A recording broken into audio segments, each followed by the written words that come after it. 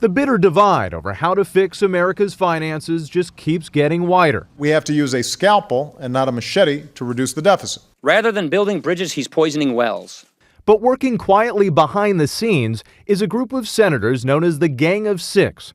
3 Democrats, Senators Mark Warner, Dick Durbin, and Kent Conrad, and 3 Republicans, Senators Saxby Chambliss, Tom Coburn, and Mike Crapo.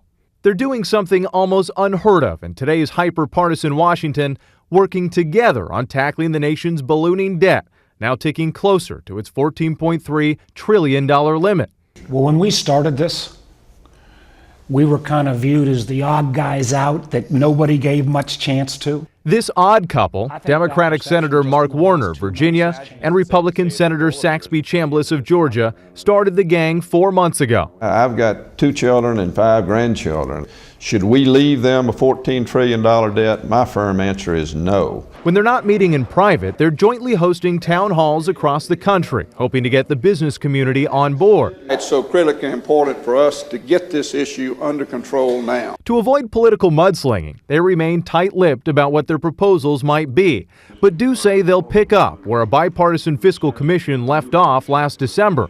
That group recommended cutting $4 trillion over the next decade, in part by raising the retirement age, reducing Medicare benefits for the wealthy, and reforming the tax code by eliminating popular loopholes. Tough to swallow for both parties.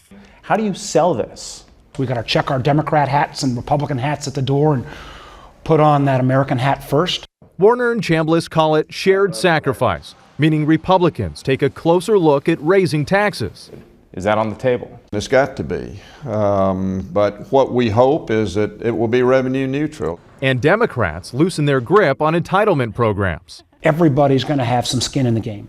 Everybody's ox is going to get gored a little bit on this. The Gang of Six could unveil its plan as early as May, but time is running out.